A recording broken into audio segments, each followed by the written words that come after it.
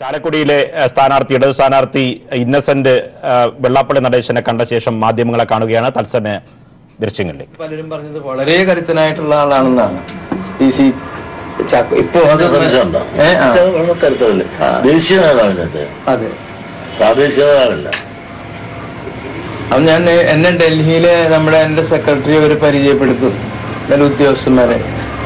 Innocent Chalakudy constituency എന്നൊക്കെ പറഞ്ഞ് പരിചയപ്പെടുത്തുമ്പോൾ okay okay എന്ന്. അത് കഴിഞ്ഞിട്ട് നമ്മുടെ കൂടെയുള്ള ആള് പറയും PC ചാക്കോക്കോ ഹരായ എന്ന് പറഞ്ഞു കഴിഞ്ഞാൽ അയാൾ പതുക്കണി ഇരിക്കുകയാണ് പേടിച്ചിട്ട്. കാരണം അത്രയും വലിയൊരു ആളെയാണല്ലോ ഞാൻ തോൽപ്പിക്കും, ഞാൻ ആരും അല്ല. അപ്പൊ അവരെ സംബന്ധിച്ചിടത്തോളം അവിടെ വരെ അദ്ദേഹത്തിന് ആ മുൻതൂക്കം ഉണ്ടായിരുന്നു. മിസ്റ്റർ ചാക്കോ അന്ന് പറഞ്ഞിരുന്നത് അവരാണെന്നാണ്. ഇപ്പോ നിങ്ങൾ എന്താ പറയുന്നത് എനിക്കറിയില്ല. അതുകൊണ്ട് നിഷ്പ്രയാസമാണോ? അങ്ങനെ പറയാൻ പറ്റില്ല. അങ്ങനെ ഞാനും അങ്ങനെ ആരും അല്ലായിരുന്നല്ലോ. ചില വിധി എന്ന് പറയാം. ചിലപ്പോ അവിടെയുള്ളവർക്ക് തോന്നുകയാണ്. ഇത്തവണ ഞാൻ പറഞ്ഞില്ലേ, ഇത്രയും വികസന പ്രവർത്തനങ്ങൾ ചെയ്തത് കൊണ്ട് അതൊക്കെ അവർക്ക് മനസ്സിലാക്കി കഴിഞ്ഞാൽ അവരെനിക്ക് വോട്ട് ചെയ്യുമെന്ന് എനിക്ക് തോന്നുന്നു. UDF-ന്റെ സ്ഥാനാർത്ഥി പട്ടികൾക്ക് വന്നപ്പോ എങ്ങനെയാണ് മൊത്തത്തിൽ UDF-നൊരു മികച്ച സ്ഥാനാർത്ഥികൾ വന്നു എന്നുള്ളൊരു ഫീല്? അതൊക്കെ എനിക്ക് അങ്ങോട്ട് പറയാനായിട്ട് അതിനൊക്കെ എന്നെക്കാളൊക്കെ ഈ കാര്യത്തിലൊക്കെ അറിയാവുന്ന ആളാണ് നടേശൻ സാർ. നമ്മളൊക്കെ ഇതിൻ്റെ അകത്ത് മുട്ടൂത്തി അഴിഞ്ഞു വന്നിട്ടുള്ള ഒരാളാണ്. അദ്ദേഹത്തിൻ്റെ അദ്ദേഹം പറഞ്ഞു തരും എവിടെയൊക്കെയാണ് എന്തൊക്കെ. ചാലക്കുടിയിൽ രാഷ്ട്രീയം പറയുന്നില്ലേ, വികസനം മാത്രമേ പറയുന്നുള്ളൂ? അല്ല, വികസനവും പറയേണ്ട, രാഷ്ട്രീയം പറയേണ്ട, അതൊക്കെ നമ്മൾ പറയുന്നുണ്ട്. അത്യാവശ്യം കുറച്ച്, ചിലപ്പോൾ കൂടുതൽ പറഞ്ഞു കഴിഞ്ഞാൽ അത് വലിയ അപകടമായി വരും. നമ്മൾ നമ്മുടെ എതിർ സ്ഥാനാർത്ഥിയെ പറ്റി അയാൾ അങ്ങനെയാണ് ഇങ്ങനെയാണെന്ന് പറഞ്ഞു കഴിഞ്ഞാൽ മറ്റുള്ള ആൾക്കാർക്ക് അവരെന്റെ സ്വഭാവം കൂടി അളക്കും. പറയുന്നതിന് ചില മര്യാദകളും കാര്യങ്ങളൊക്കെ ഉണ്ട്. അതൊക്കെ വെച്ചിട്ടേ പറയുന്നുള്ളൂ. മറ്റു രാഷ്ട്രീയക്കാരെയും നമ്മൾ മോശമായിട്ട് അങ്ങനെ പറയേണ്ട കാര്യമൊന്നുമില്ല. നിലപാട് അടുത്ത കൗൺസിൽ ബോർഡ് കൂടി കഴിഞ്ഞിട്ടുണ്ടാവും.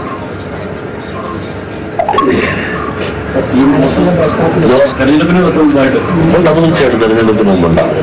ഇതൊക്കത്തില്ലല്ലോ. ഇനിയിപ്പോ സ്ഥാനാർത്ഥി നിർണയം പോലും ആയിട്ടില്ല, നോമിനേഷൻ പോലും കൊടുത്തിട്ടില്ല.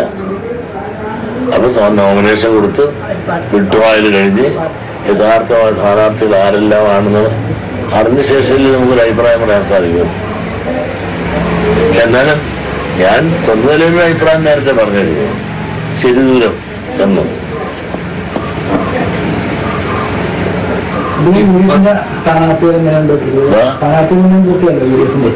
UDF-ന്റെ എല്ലാ സ്ഥാനാർത്ഥികളും മിടുക്കന്മാരാണ്. ആരും മോശമാണെന്നും പറയാൻ സാധിക്കില്ല. അവരെല്ലാം മിടുക്കന്മാരുമായിട്ടല്ലേ അവര് ഓരോരുത്തരും ഓരോ പാർട്ടി കണക്കാക്കി ആളെ അവതരിപ്പിച്ചത്. ഇദ്ദേഹം മോശമാണെന്ന് പറയാനല്ല, മിടുക്കനല്ലേ. കാരണം ഒരു സിനിമാ നടൻ ഇത്രയും പെട്ടെന്ന് ഇങ്ങനെ ഉയർന്ന നിലയിൽ ഒരു ജനകീയ നേതാവായി വന്ന് ചാലക്കുടിയിൽ ജയിക്കുമെന്നോ, ഇത്രയും നല്ലൊരു പ്രകടനം അദ്ദേഹത്തിന്റെ പൊതുപ്രവർത്തനത്തിൽ ജനങ്ങളിലേക്ക് ഇറങ്ങി നിന്ന് പ്രവർത്തിച്ച് ജനങ്ങളുടെ ഇടയിൽ ഒരു സിനിമാനടനുപരി ഒരു ജനകീയ നേതാവെന്ന ഒരു പദവിയിലേക്ക് എത്തുമെന്ന് നമ്മളാരും വിചാരിച്ചല്ല. ഇപ്പത്തന്നെ നമുക്ക് എല്ലാവരിൽ നിന്നൊരു വ്യത്യസ്തനായിട്ട് ഇദ്ദേഹത്തെ കാണുന്നറിയാം. ഞാനുൾപ്പെടെ എതിർക്കുന്നവരെ രണ്ട് ചീത്തകളും പറയും. ഒന്നുമില്ലെങ്കിൽ മണ്ണുകുത്തുകാരനാണെങ്കിൽ അതങ്ങനെ ചെയ്യും.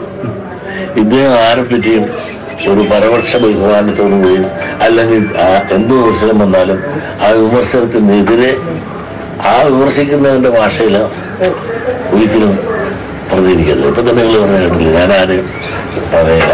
ഞാൻ പറഞ്ഞാൽ മറ്റുള്ളവർ എൻ്റെ സ്വഭാവത്തെ പറ്റി അളക്കില്ല. അത് തന്നെ വലിയൊരു സ്വഭാവ ഗുണമാണ്. അങ്ങനെ സ്വഭാവ ഗുണമുള്ള വളരെ അപൂർവ ആളുകളെ ഇന്ന് പൊതുപ്രവർത്തന രംഗത്തായാലും പൊതുരംഗത്തായാലും ഉള്ളൂ. അങ്ങനെ എന്തുകൊണ്ടൊരു വലിയൊരു സ്വഭാവ ഗുണവും അതുമെല്ലാം ഒരു ദൈവം അനുഗ്രഹിച്ചാണ്. ഇങ്ങനെ നിങ്ങൾക്കെല്ലാം അറിയാവുന്നില്ല, ഒരുപാട് പേരുടെ പ്രാർത്ഥന ഞങ്ങൾക്ക് ബോധ്യമുള്ള പലരുടെ അറിയാം. ഇന്നസെന്റ് ഒന്നും സംഭവിക്കരുതേ എന്ന് പ്രാർത്ഥിച്ച ഒരുപാട് ആളുകളുണ്ട്. ആ പ്രാർത്ഥന ദൈവം കൈക്കൊള്ളും എന്ന് വിശ്വസിക്കുന്നവരാണ് പലരും.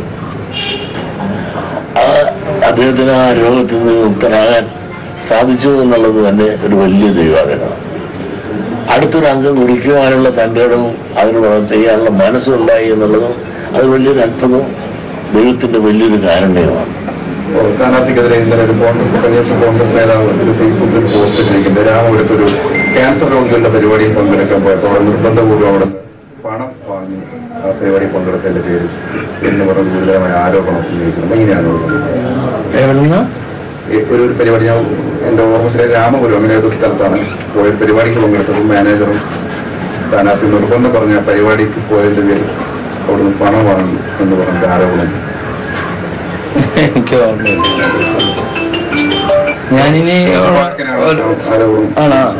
ഞാനിനി ഒരു കാര്യം പറയാം. ഞങ്ങള് സിനിമയിലുള്ള ആൾക്കാർ ഓരോ സ്ഥലങ്ങളിലൊക്കെ ചില ഉദ്ഘാടനങ്ങൾക്കൊക്കെ പോകുമ്പോൾ പൈസ ഒക്കെ വാങ്ങാറുണ്ട്. പക്ഷെ ഞാൻ ഇതിലിറങ്ങിയതിന് ശേഷം നമ്മളങ്ങനെ ഈ വക പണിയൊന്നും ചെയ്യാറില്ല. നമുക്കൊരു സമയമില്ല. തല ഉണ്ടെങ്കിൽ പറയും. പിന്നെ ക്യാൻസർ എന്ന് പറഞ്ഞിട്ട് കുറെ ആളുകൾ കുറെ തട്ടിപ്പുകൾ നടത്തുന്നുണ്ട്. ക്യാൻസർ എന്നുള്ള പേര് വെക്കുമ്പോൾ അത് കേൾക്കുമ്പോൾ ഉണ്ടാവുന്ന അതാണ്. പിന്നെ വാഴക്കൻ്റെ അടുത്ത് ആരെങ്കിലും പറഞ്ഞിട്ടുണ്ടാവാം.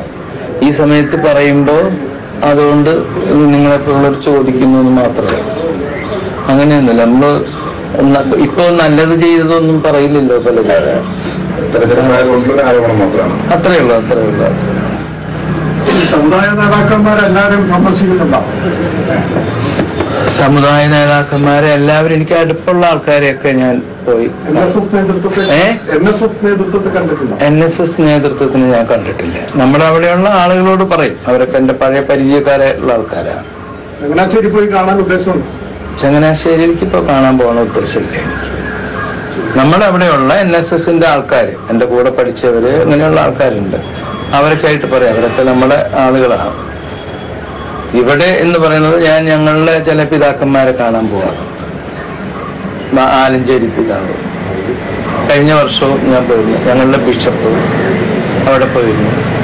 നടേശൻ സാറ്, ഇങ്ങനെ കുറച്ച് ആളുകളെ നമ്മൾ കണ്ടു. മാർക്ക് ക്രിസ്റ്റോസ്റ്റൻ തിരുമേനി ഞാൻ പോയിട്ടില്ല. പോണം ഉണ്ട് എനിക്ക്. കാരണം ഞാനൊക്കെ സുഖമില്ലാണ്ടുള്ള സമയത്തൊക്കെ എന്നെ ഞാൻ അന്ന് MP അല്ല, ആരുമല്ല.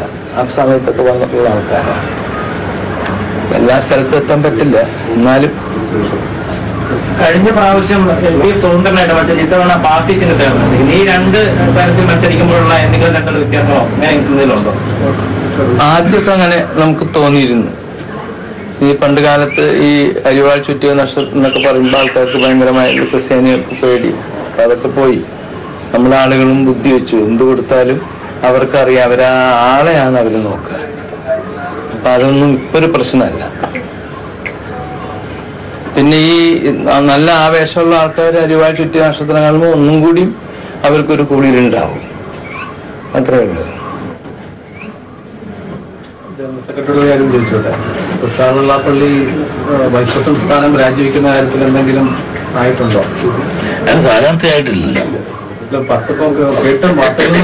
വാർത്തകളല്ല, ഞാൻ ആളെ പോലും കണ്ടിട്ടില്ല. വാർത്തകളുണ്ട്. ഒരു അച്ചടക്കമുള്ള ഒരു പാർട്ടിയിൽ അച്ചടക്കത്തിലുള്ള ഒരു സമുദായത്തിന്റെ പ്രവർത്തകനായിരിക്കുകയാണെന്ന് ഞാൻ പ്രതീക്ഷിക്കാം. പിന്നെ ഇതിനകത്തുള്ള കാര്യങ്ങളൊന്നും ഞങ്ങളൊരു കേഡർ പാർട്ടി അല്ലെങ്കിൽ കേഡർ സമുദായമാണ്. ഇതിനകത്തുള്ള കാര്യങ്ങളെല്ലാം പരസ്യമായി ഈ മീഡിയയിൽ പറയണമല്ലല്ലോ ശരി. അതിനകത്ത് പല കാര്യങ്ങളും നടക്കും. ഞാൻ എൻ്റെ ഒരു അഭിപ്രായം പറഞ്ഞു. ആ അഭിപ്രായം അന്ന് ഇന്നും നാളെ ഉറച്ചിരിക്കുന്ന ആളാണ്. മത്സരിച്ചാല് ജയശാന്തി അഭിപ്രായത്തിൽ ഉറച്ചു. അതിന് ഞാൻ പറയണത് ശരിയല്ലല്ലോ.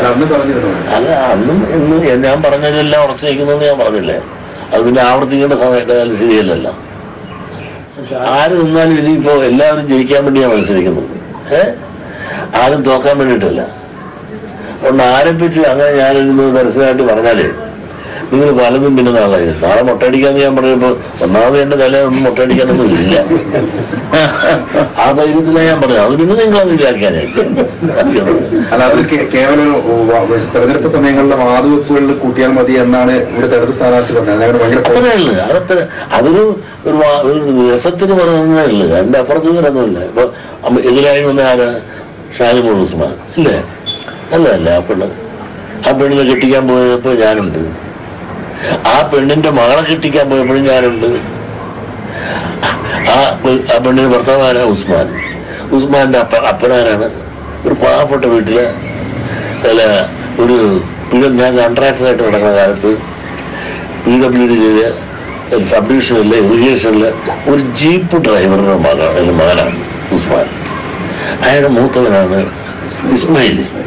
ആ ഇസ്മായിലിനെ എന്നെ വളർത്തുപുത്രൻ്റെ കുട്ടി ഞാൻ കൊണ്ടു നടന്നത്. എന്നോടും അങ്ങനെ തന്നെയായിരുന്നു. അങ്ങനെ ഇസ്മായിലിന്റെ അനിയനാണ് ഈ ഉസ്മാൻ. ആ ഉസ്മാന്റെ കല്യാണം വന്നപ്പോൾ എൻ്റെ അന്ന് വലിയ കാറൊക്കെ ഉള്ളവനായിരുന്നു ഞാൻ. ആ കല്യാണം കഴിഞ്ഞ് ഈ ചെറുക്കനെയും പെണ്ണിനെയും കയറ്റി കൊണ്ട് പോകുമ്പോൾ പട്ടണ പ്രദേശത്തിന് ഏതാണ്ട് പോകണമെന്ന് കാറ് വേണം. എൻ്റെ കാറിന് രണ്ടുപേരും കൂടെ പോയത്. അപ്പോൾ പ്രത്യേകിച്ച് ഈ കോൺഗ്രസിൽ അഖിലേന്ത്യാ നേതാവായിട്ട് വനിതാ സംഘത്തിൽ ഉയർന്നതാണ്. പക്ഷെ ആ കൊച്ചിനെ കൊണ്ടുപോയി ഈ തോക്കണ സീറ്റ് കൊണ്ട് ഇട്ടത് ശരിയായ ജയിക്കുന്ന സീറ്റ് വയനാടൊക്കെ കൊടുക്കേണ്ടതല്ല. വയനാടാ കൊടുക്കേണ്ടിരുന്നത്. ഈ തോക്കണ സീറ്റ് കൊടുക്കേണ്ടതാണ്. ഒരിക്കലും നല്ലൊരു കാൻഡിഡേറ്റാണ്. ആരോടും ഈ ഇന്നസെന്റ് അദ്ദേഹം പറഞ്ഞത് അദ്ദേഹം സംസാരം കേട്ടെ ആരോടും ഒരു കയർത്തൊരു വർത്തമാനം അപമര്യാദമായിട്ട് പെരുമാറി അങ്ങനെ ഒന്നും ഈ ആനിമോട് ഉസ്മാൻ ചെയ്യാറില്ല. മാത്രമല്ല ആലപ്പുഴയെ സംബന്ധിച്ചിടത്തോളം ഒരു കാട്ടിൽ 2 പുലി വേണ്ടെന്നാണ്. ഒരു പുലി അവിടെ കിടപ്പുണ്ട്. ഇനി വേറൊരു പുലി അവിടെ വരണ്ടെന്ന് ചിലർ മനസ്സിൽ തനിച്ച് വരുത്തിയാലൊക്കെ നമുക്ക് എനിക്ക് തോന്നുന്നത് നിങ്ങൾ നിങ്ങളുടെ സൗകര്യം പോലെ വ്യാഖ്യാനിച്ചോളൂ. അല്ല, തോക്കുന്ന സീറ്റിലെന്ന് പറഞ്ഞാൽ അടുത്ത മത്സരം ഇല്ലെന്നാണല്ലോ അർത്ഥം. അത് നിങ്ങൾ എങ്ങനെയെങ്കിലും വാങ്ങിച്ചോ.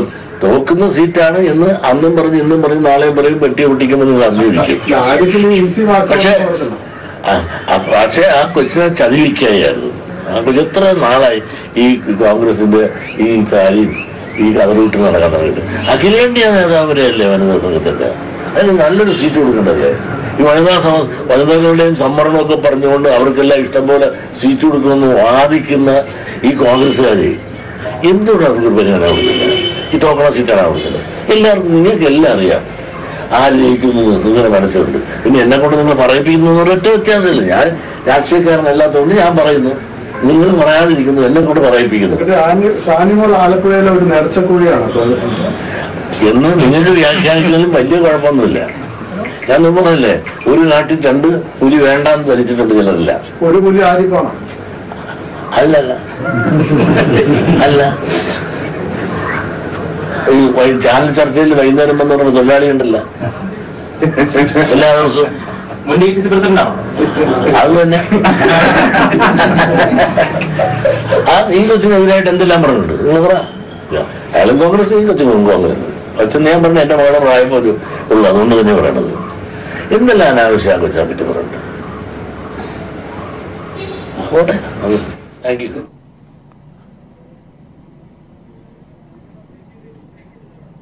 ചാലക്കുടിയിലെ ഇടത് സ്ഥാനാർത്ഥി Innocent SNDP general secretary Vellappally നടേശനെ സന്ദർശിച്ച ശേഷം മാധ്യമങ്ങളോട് പ്രതികരിക്കുകയായിരുന്നു. ആലപ്പുഴയിൽ ഷാനിമോൾ ഉസ്മാനെ മത്സരിപ്പിക്കാതെ മറ്റേതെങ്കിലും സുരക്ഷിതമായ സീറ്റ് കൊടുക്കേണ്ടതായിരുന്നു. ഇത് കോൺഗ്രസ് കാണിച്ചത് വളരെ മോശമായ നടപടിയാണ്. ആലപ്പുഴയിൽ സ്വാഭാവികമായി ഇടത് സ്ഥാനാർത്ഥി തന്നെ ജയിക്കും എന്ന നിലയിലുള്ള പ്രതികരണമാണ് വെള്ളാപ്പള്ളി നടേശൻ നടത്തിയിരിക്കുന്നത്.